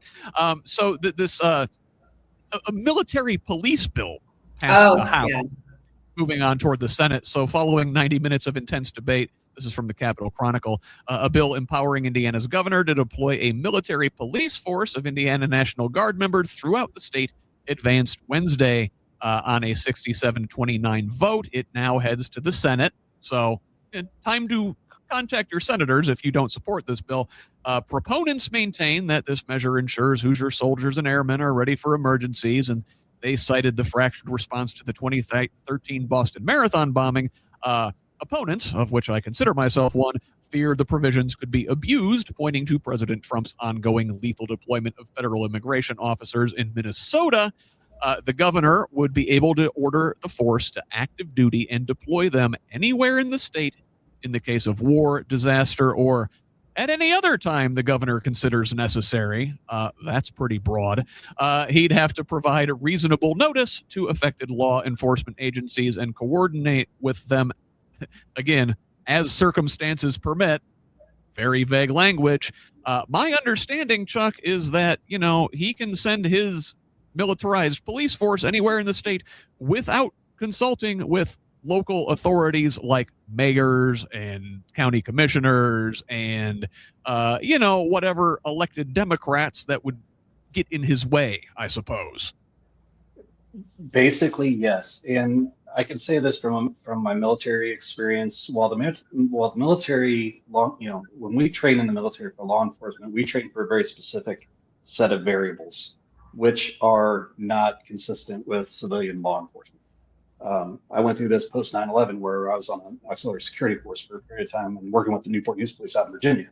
There were certain things we could do, certain things we absolutely could not do. And, this sets a stage that is very dangerous for me. And after watching some of that debate, and Pierce brought up a very eloquent point. The governor can basically do whatever, whenever he wants, and this reasonable notification thing could be an hour, could be 5 weeks, depending on whatever he determines to be reasonable. There's no definition in the legislation for that. So it really sets a dangerous state, I think, for me. And I think it puts our National Guard troops in even more of a precarious position because they're not there to do those kind of things. I mean, they might be civilian law enforcement in their civilian lives, but when you're on active orders, it's a whole different ballgame. Yeah, and again, there's a lot of leeway built into this thing, a lot of vague language. We're trusting Mike Braun's judgment and discernment here. I don't trust Mike Braun's judgment and discernment. I want to look at another couple bills that are moving their way through the State House. There is a hemp-related bill which passed the Senate and is moving on to the House. This would alter the state's definition of hemp to match the federal definition. Under this bill, residents under 21 will not be able to enter an establishment that mainly sells tobacco products and products containing THC. Again, I think that kind of lines up with where we are at. The age to buy tobacco or THC products anywhere nationally is 21. Now, with the reclassification of marijuana being discussed at the federal level, this bill would also allow the Indiana General Assembly to decide to follow the federal government should they reclassify marijuana. The state's current statute would automatically lower a drug on Indiana's drug schedule if the federal government made the change there. So now that sounds like if the federal government deschedules it, Indiana could still choose to categorize cannabis as a dangerous drug. Looking at other bills and dangerous substances potentially, the state is pursuing primacy over carbon dioxide storage wells. This would require the DNR to seek primary enforcement authority over Class 6 wells. This is one of 6 kinds of wells where the EPA regulates underground injection of substances like oil, gas, and now, in this case, geological sequestration of carbon dioxide. 6 states already hold primary enforcement authority for these Class 6 wells. Kerwin Olson, the executive director of Citizens Action Coalition, said his ratepayer advocacy organization and peers think agencies like the DNR can be too lax. So I guess I want to pause here and get your thoughts on either of those. Jennifer, I know the autism community, of which you are an advocate for, has concerns about these cannabis bills because there are effective use cases for things like CBD in treating autism symptoms. Is that correct? Yeah, CBD, yes, in products, but also really just medical marijuana in general. I mean, it is used by so many people on the spectrum, adults especially. It's one of the, so I'm here in Puerto Rico and I have my medical license here, and it's one of the first, well, obviously it starts with an A, autism, but one of the first things that you can qualify for in order to get medical marijuana. So I think it's really important that we actually work to legalize it here in Indiana. And I feel like Indiana kind of goes back and forth on it. Over the last several years, there's been some bills that have had some readings but then I think last year, wasn't there a bill that said you couldn't have vehicles that had anything about marijuana or any of the products on it. And now we're looking at the one that you're talking about. So I think that until Indiana finds a way for the powerful people to make money off of it, and then it's going to stay not accessible for people. Now, Chuck, you are, you're in water infrastructure, but I wonder what you know about things like this gas infrastructure and the potential like carbon sequestration. Like I know down here in southern Indiana, we have a lot of karst features, underground caves, and they actually use them for like storing natural gas. I didn't know that. Who knew?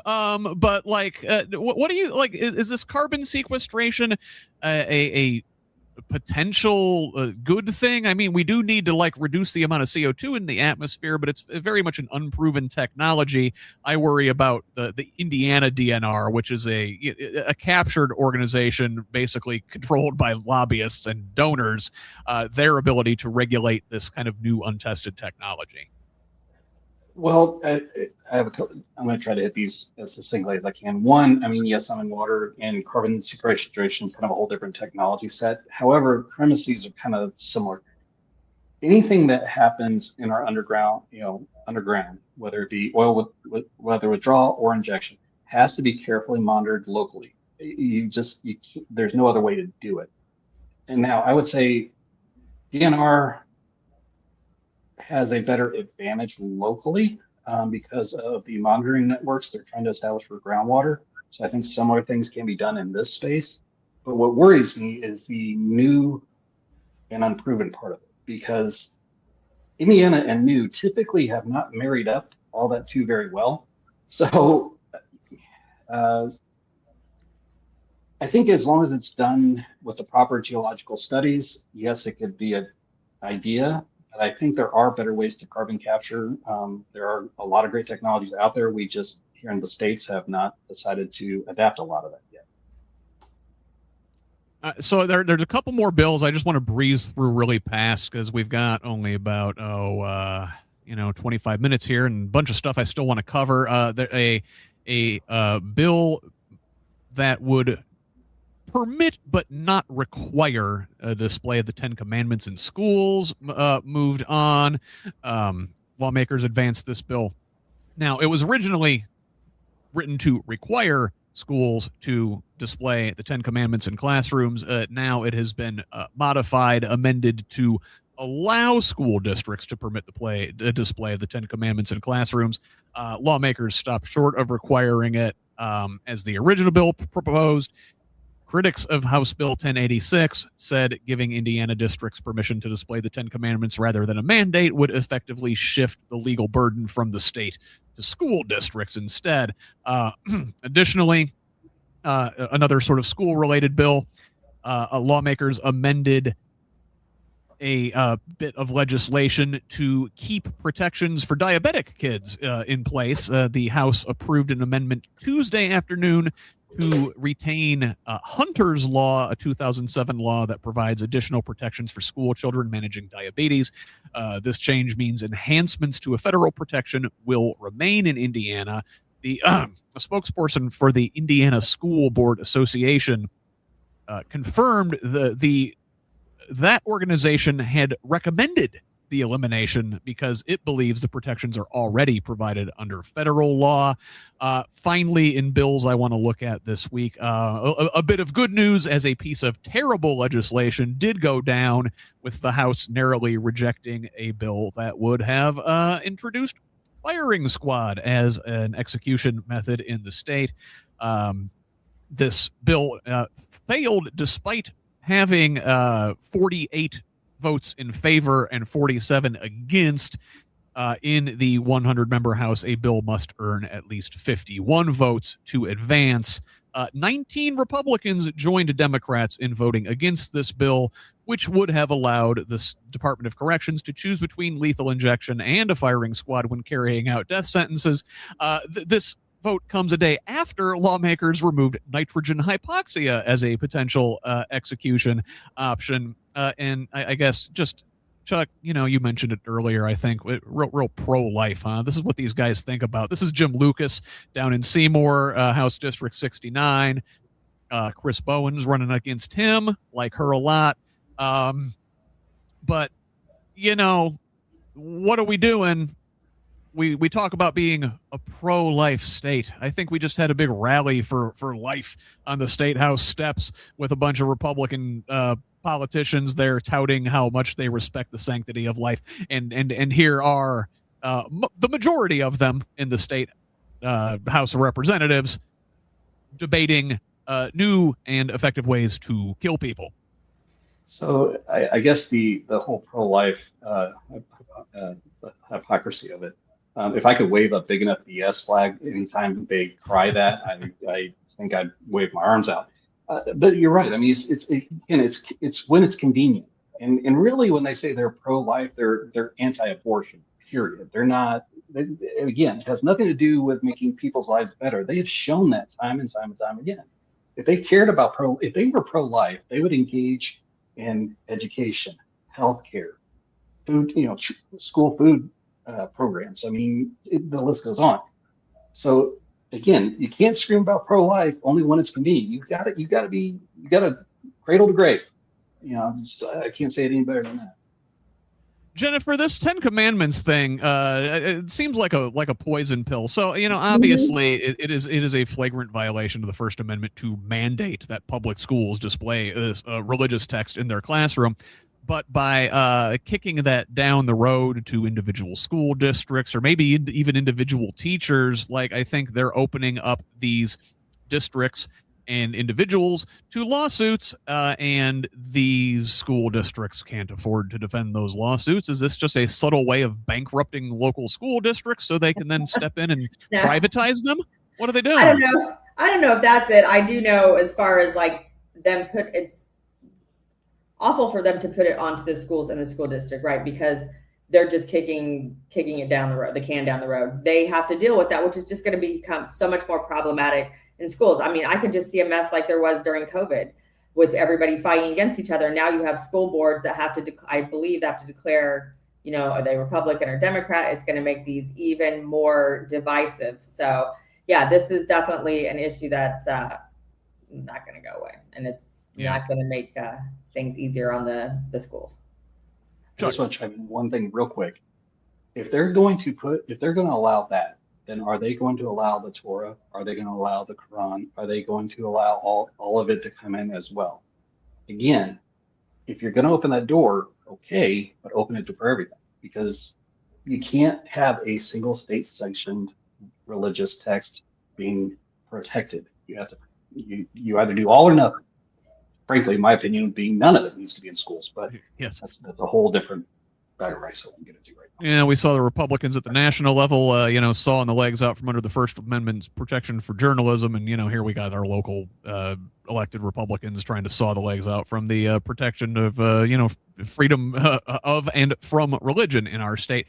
Chuck, this next one I actually flagged specifically because you are here today, and we talked about you are in water infrastructure. That is your real life job. Not just commentating on Sunday mornings here with me.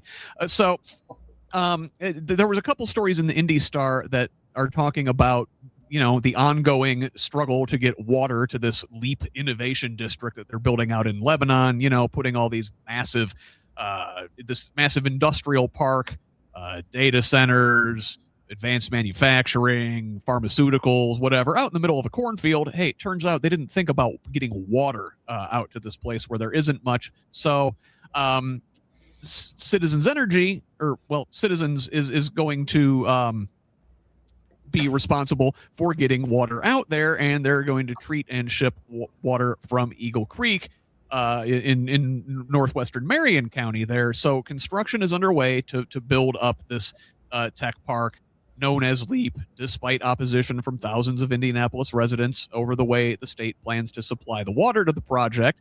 At the heart of the controversy is the Eagle Creek Reservoir, from which water will be pulled for the district and eventually returned. Now, residents and environmental activists have expressed concern about potential contaminants entering the water in Lebanon and then being discharged into the reservoir.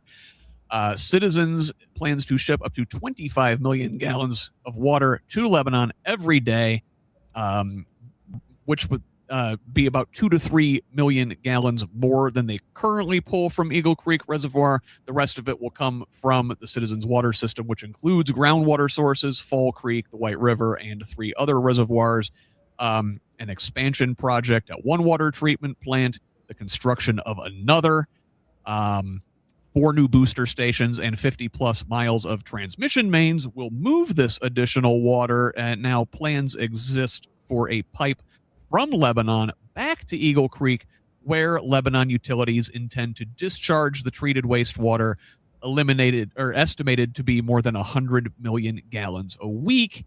Back into the Eagle Creek? Back into the Eagle Creek Reservoir. Now, people use that water. I used to live there in that area. Mm-hmm. So, following up now from another article, said discharging treated wastewater into a place like Eagle Creek isn't uncommon.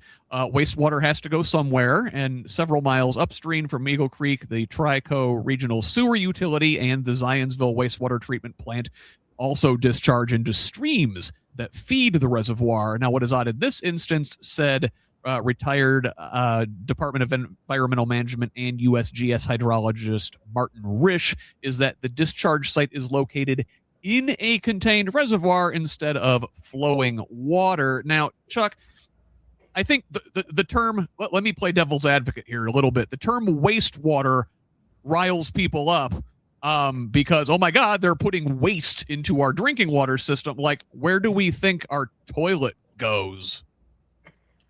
Yeah. So again, I'm going to try not to go down too many tangents or into the weeds too far, but first chunk of my water life was in wastewater treatment. So the technology that we use returns the water to the receiving stream at river water or at the receiving stream's quality typically. So that's, the people that are recreating in the waterways. Some of that's coming from farm agricultural runoff, that's coming from wastewater treatment plants, so on and so forth. So the water recycling purpose, what it happens with wastewater treatment, we're basically doing what Mother Nature does, just in a very short amount of time. Now, the caveat to all that, and these articles talk about it, is the nutrient loading rates that go into a fixed water body. So limiting nutrients are phosphorus and nitrogen. And if you introduce too much of either one, you're going to have algal blooms that'll affect human health and quality. It'll affect the grasses in the receiving stream. So there's a lot. Because it is contained, there's not the natural mechanisms that would help this work a little bit more effectively. So I think that's really the concern. Now, jumping back to the drinking water side of it, this is where I have a massive malfunction as a water professional. There is technologies we should be using for these kind of projects, and it's called water reuse programs. And this basically takes wastewater that has been treated, again, would be going to receiving streams, put it through one more cycle of treatment, and then use that for the processed water for these type of projects. It can be done as a revenue stream for the wastewater industry. It's a win-win all the way around. And plus, it helps limit any metals from getting back to the receiving streams, possibly poisoning off other things along the way, because let's face it, the data center is not the only thing that's going to be there. There's going to be other industrial components. You could have light industrial, you could have other manufacturing. Pharmaceuticals are notoriously problematic for wastewater treatment because, and this is why I tell people, gotta make a safety plug here. Folks, do not flush your drugs down the toilet. Ever, never do it. Bad idea. Take it for proper disposal because wastewater treatment does not remove pharmaceuticals from the water streams. So whatever goes down your John is going to end up in your water stream 60 to 90 days down the road. So sorry, I hope I... Thank you for explaining these things because it really it's a lot, and it sounds like there are things that we could be doing here that they're not doing to make this safer.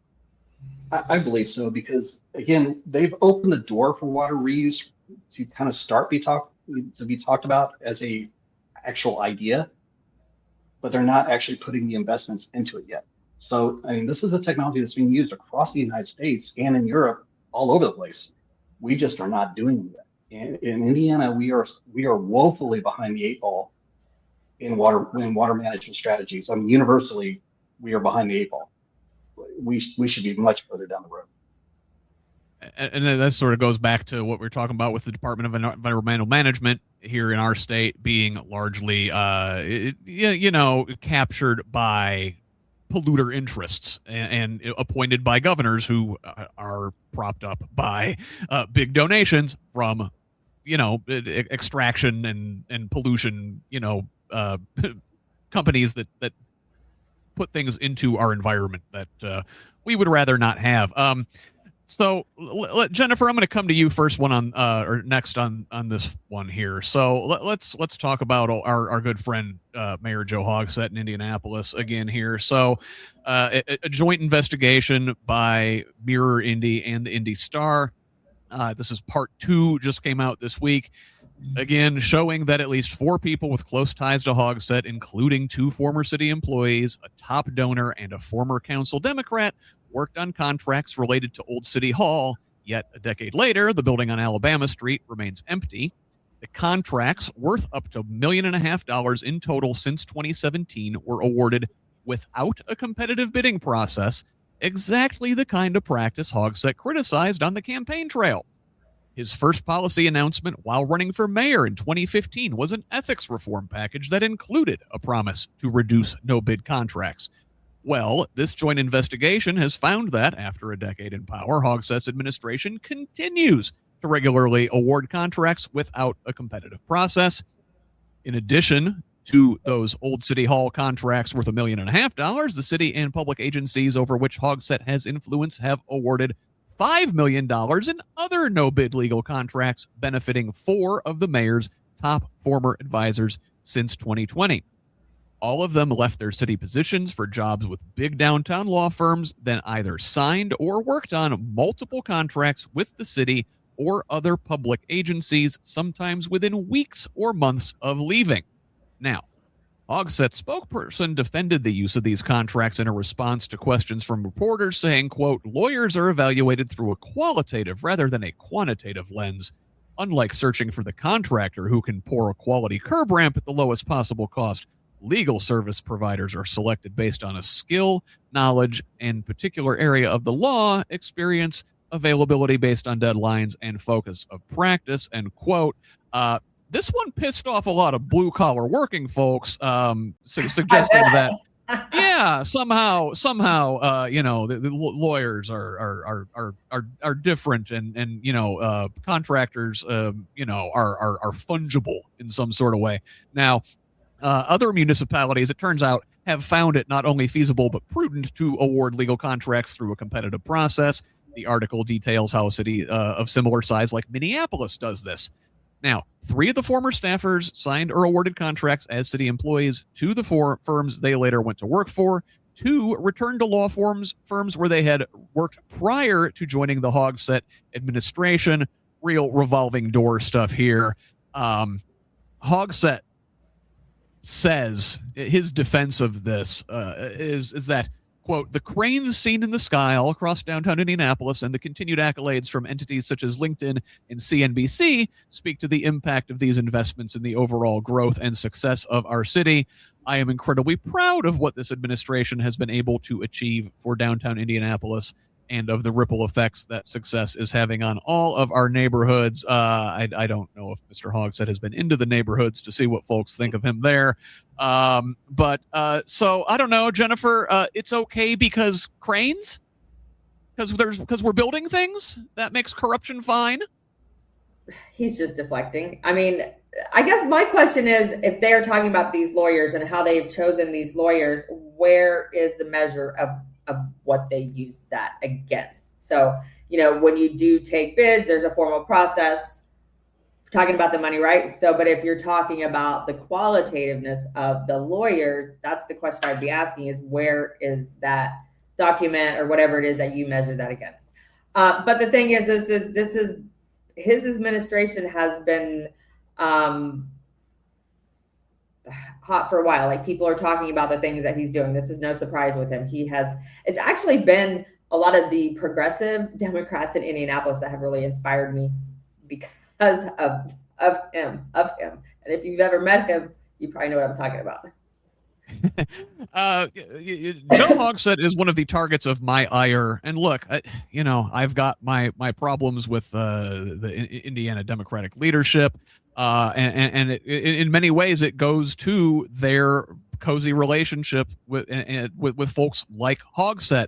This guy here is the probably most prominent elected Democrat in the state. Anybody who gets Central Indiana TV, news, radio, when they hear Indiana Democrat, they think Joe Hogsett. He's ruining the brand. He makes all of us look bad. Chuck, you're, a Democratic Party chair. How do you deal with folks that point out, like, well, look, that's what a Democrat is?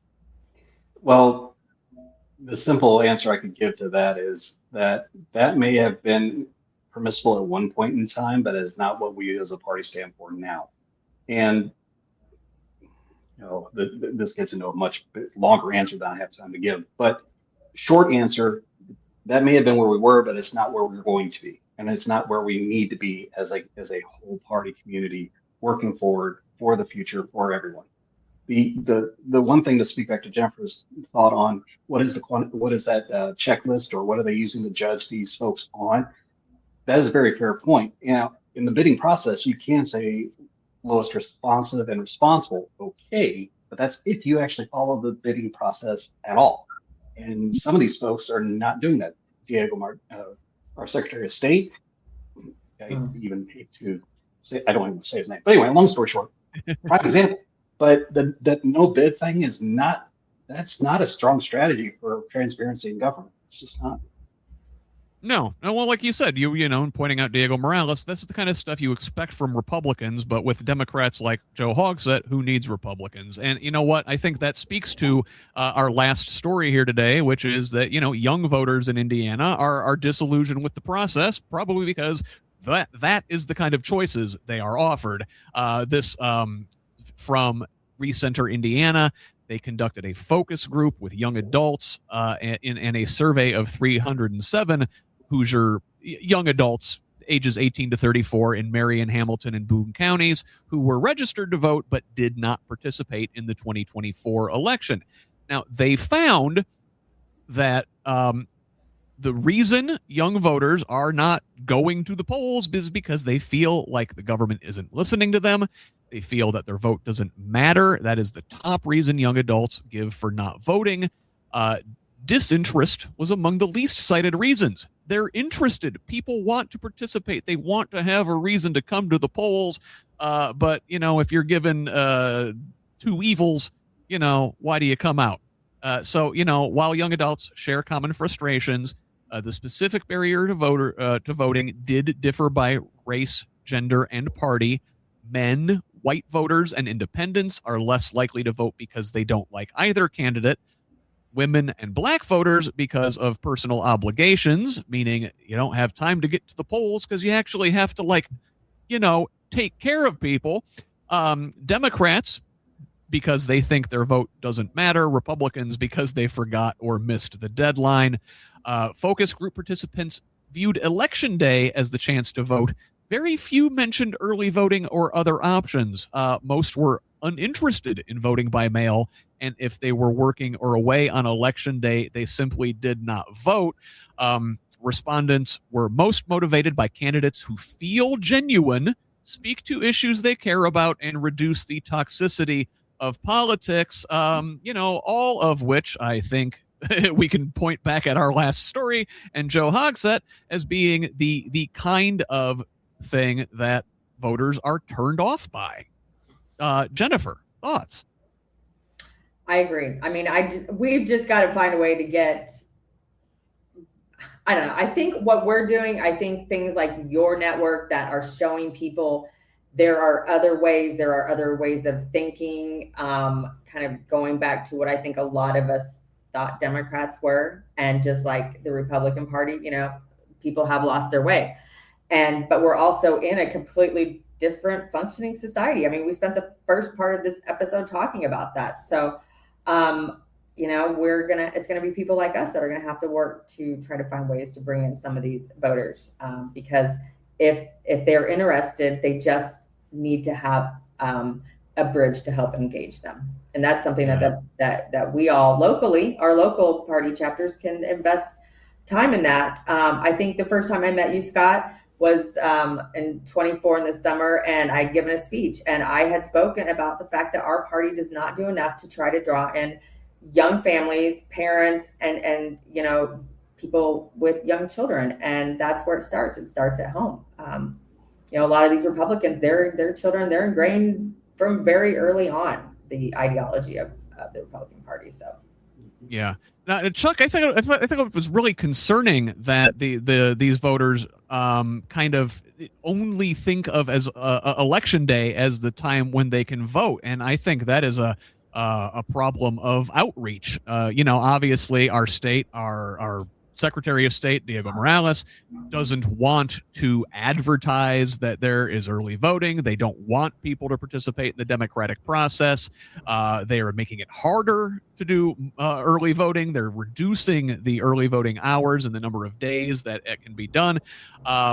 So I really think that it's a failure of outreach. It's a failure to tell people that there are options, Yeah, and I think that it involves being in spaces as much as possible. I mean, the network that you're generating here, messaging is huge, and if you're not talking with people, and that's one of the big things we have to be very cautious of as we go forward, is we have to talk with people and resonate with them, not talking at them. So with young folks, like I can use my daughter for example. I took her to see then Senator Obama, soon to be President Obama, when we were still in Virginia. She was 4 years old. So she has grown up in understanding the democratic process, because I wanted her to understand that, think for yourself, figure out who's worth voting for, then vote for them. Now, the other side of that is we've got to have the right choices in the moment. We've got to contest every single race, and we've got to get that word out across the spectrum.